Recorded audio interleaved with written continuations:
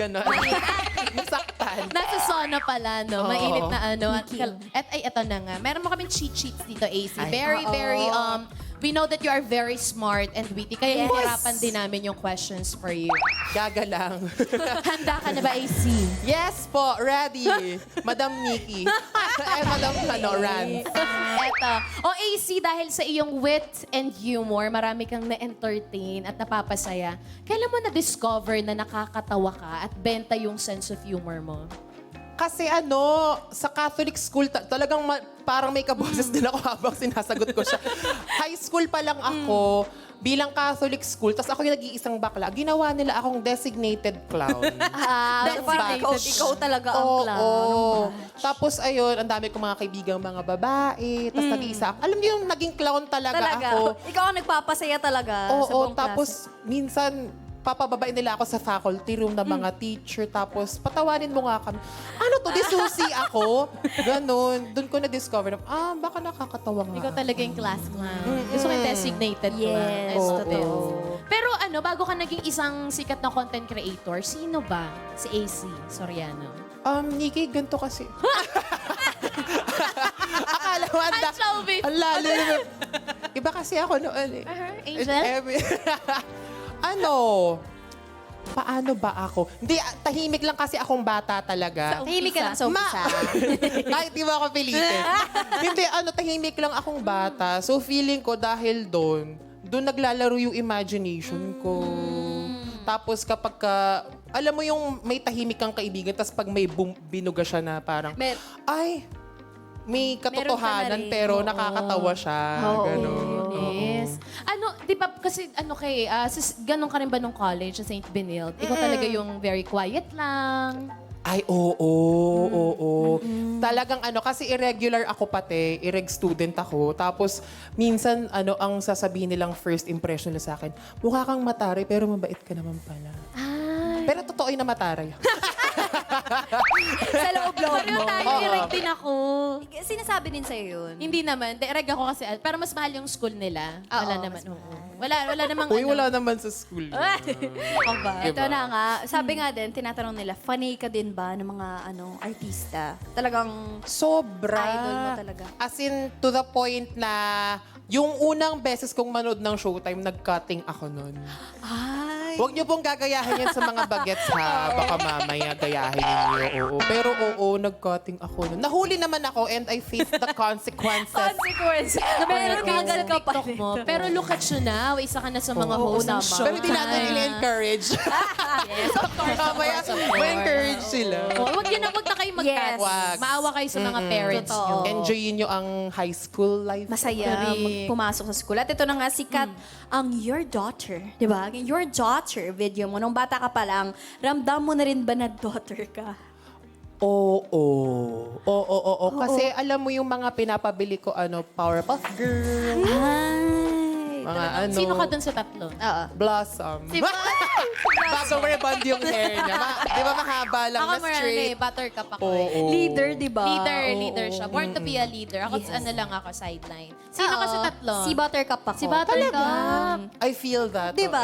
energy. The vibe. Ba't sa akin Sino wala ka? ka sinabi? Sino ka nga? Tinatanong. Si Buttercup. Ay, si Blossom. Ay, sino? Si Blossom. Bubbles? Blossom ka Si Blossom. din. At may kayong maitim yung buhok. Si Buttercup Si Buttercup yun. Si Bubbles yung yellow. Yellow. Red basta, si ano. Basta itim yung buhok. Ako yun. Si Meron parehas ding itim kayo. buhok dun. Si Mojo Jojo. Grabe kayo. Ano yung say ng family mo nun? Alam mo, thankfully, hindi ko naman kailangan nung malalang coming out. Unlike yung mga pinagdadaanan ng mga iba. Pero may mga repercussions, like may mga microaggressions na mga nasasabi sila. Pero alam mo yung at the end of the day, parang sinabi lang sa akin ng mami ko, wala akong pakialam kung boy ka o girl ka, basta maging good person ka.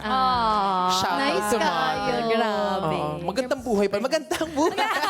Your parents raised you well, for sure. Pwede bang pwede ba kaming pasample? Then pag-usapan natin yung your Your daughter. daughter. Sample naman, AC. Live Your lang. daughter. Honor your daughter. Oo, sige. Your daughter sleeping with my husband. Nabuntis si David ang inyong anak at keme-keme. Your daughter. Gusto ko yung remix nun daughter. eh. Sleeping Your with my daughter. husband. Your daughter. May copyright kasi Oh, yun ba? at ikaw din yung nag-remix nun. Ako din. Ang galing. Brainy. Gagagaga lang.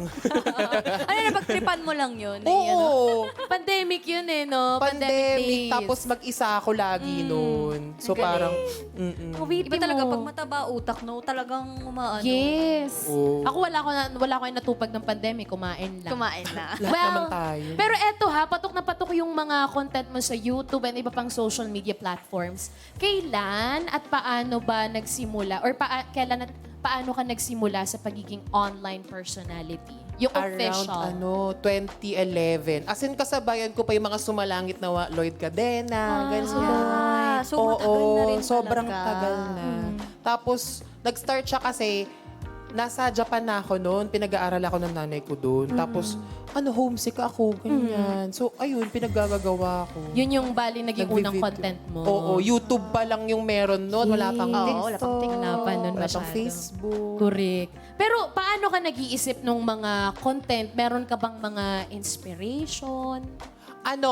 Sobrang inspired ako. Alam mo yung kapag yung mga bida kontra bida, Ayan. mag-aano na, Ah. maghihiganti na sila. Ayan. Ay, ganyan. Tapos gagayahin ko na yung makeup, ganyan.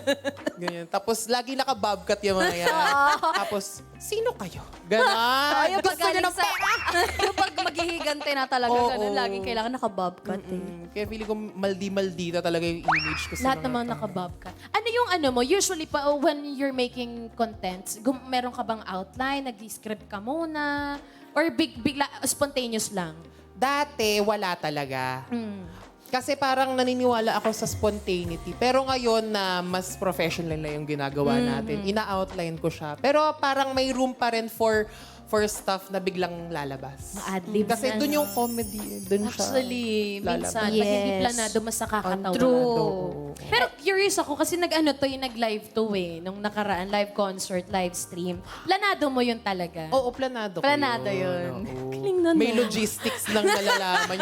May catering na yun. May takoyaki, ganyan. Tawan-tawa ako. Oo.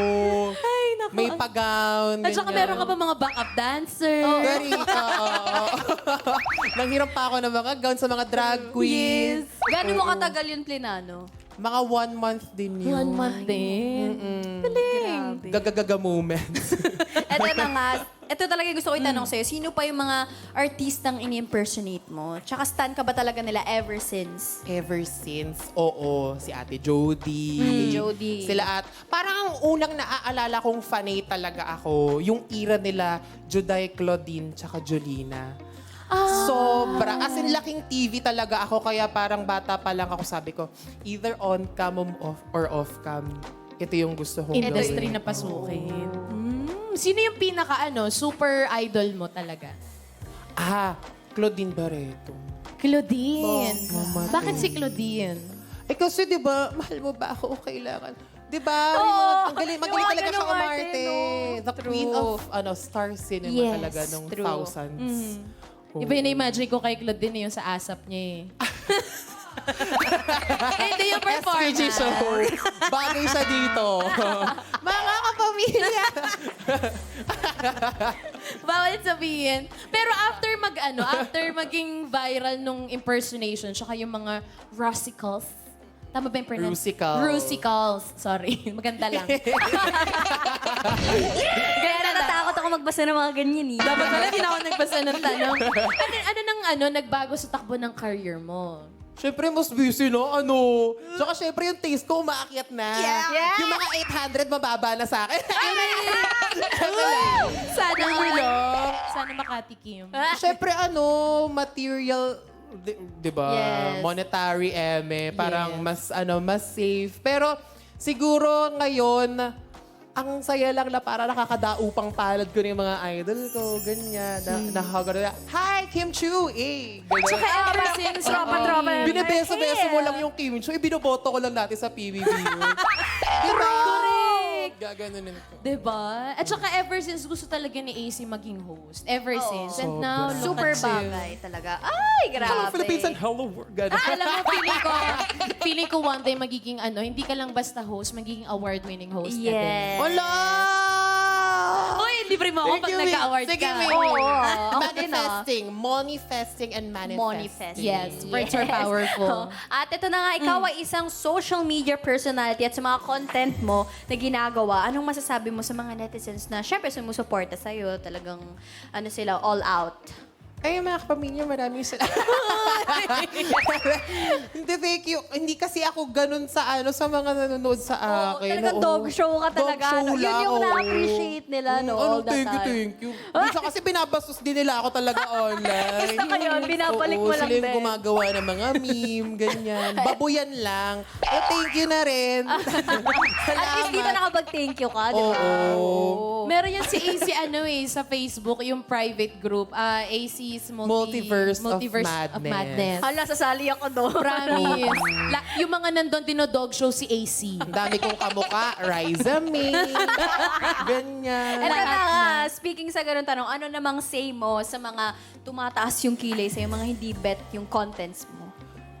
Kung may sasabihin man kayo online, maghanap kayo magbabasa niyan. Uy, ngayon ko lang siya na-learn talaga na... Na ganun yung Oo, way. Pagka may mga opinion ako na alam kong medyo salungat, na parang, kasi hello, parang magte-30 na po ako. Parang I don't really wanna go for the popular opinion most of the time. Lalo na pag may nakikita akong butas. Parang, Yes. Get. sasabihin ko yung opinion ko, tas log out. Yeah. Oo. Tapos trending ka na after. Oo. Ganun na lang. Negative Wala ka na- publicity is still publicity. Sige, mamaya ibabash ka si AC.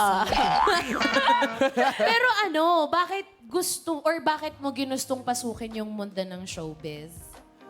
Siguro kasi yun nga, bata pa lang talaga ako, fascinated na ako kung paano ginagawa yung mga kwento ng teleserye, kung paano nagmo-modulate ng boses yung mga host, paano kumakanta yung preparations ng mga singer, ganyan. As in, ma-arty ako nung high school ako, kapag ka may palabas sa TV na may mga nag-host, gagayahin ko, gaganon din ako sa harap ng TV. Sobra. Gagaya. Hello, Sample Philippines. nga nun sa PBB. Plinano ko to.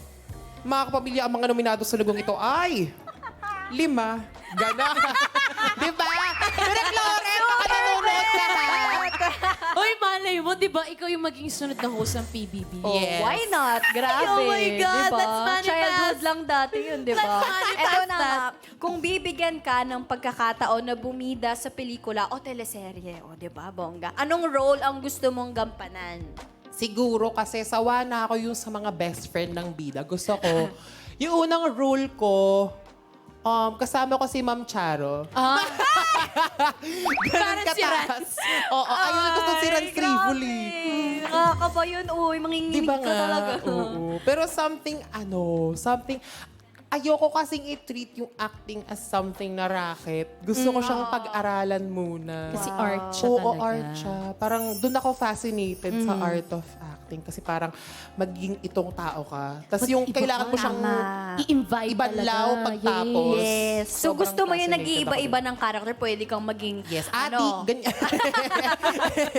tapos, inabukasan yung talagang ano. Oo, singer. Singer ba naman? Maghihigante. Iba-iba. no? Inaape, gano'n. Parang si John Lloyd, nung yung sa niya, The Trial. Ah, Nakasama ko oo. siya doon. Ang role niya doon ay si Ronald na merong, kumbaga parang may something siya. Nasa spectrum. Oo, nasa Yes. spectrum Oo, siya. oo. So, every time, pagpasok niya doon, hindi pa nagro-roll, ganun na siya. In character na. Tapos hindi mo diba? siya pwede kausapin as John Lloyd. As Ronald mo siya kakausapin. So, Ang galing. Galing. Galing talaga. wala ng lang, actor. na-share ka lang. Wala naman nagtanong. Gusto ko lang na-share. Pero kung bibigyan ka ng halimbawa, teleserye or pelikula na talaga namang daring, for example. Kailangan ba daw i-ganun? Yung daring in a way na punong-puno ng mainit na eksena na talaga namang laman sa laman. Tatanggapin mo? Cute girl ka lang. Na-meet ko na siya, nang medyo madalas na, si Joshua Garcia. Uy, hindi ako kinikilig sa kanya for some reason. Bakit? Hindi ko alam kasi si Joshua ganito siya. Nag-picture kami, gumaganon-ganon siya sa Oh my God, Gumaganto yung kamay niya, So, nararamdaman touchy mo. talaga siya. Oo, Oo. wala akong ma-feel. Hala. Pero alam kong magaling siya, so parang parang Effective, no? Na, ano, Siya yung gusto Giving mong makasama giver. dun sa role. Anong role? Bilang Kunwari, daring role to. yaya. Tapos yung sa'yo, amo. Siya yung amo. very Jody Santa Maria and Sir Chief. Please Pero be daring. careful. Pero daring. Oo. Yung mga tago-tago, tingin-tingin sa Oo. kusina. Sir, wala na ganun. yung mga bata. Ganon. Parang yung kay Miss Jody, please be careful with my heart. Yung sa'yo, please be careful with my... Eto siya, Mi. Ayan na, Eto i-censor yung cellphone. natin. Ay! Sana hindi nahagip ng mic yan. Just ka lang. 1, 2, 3, 4.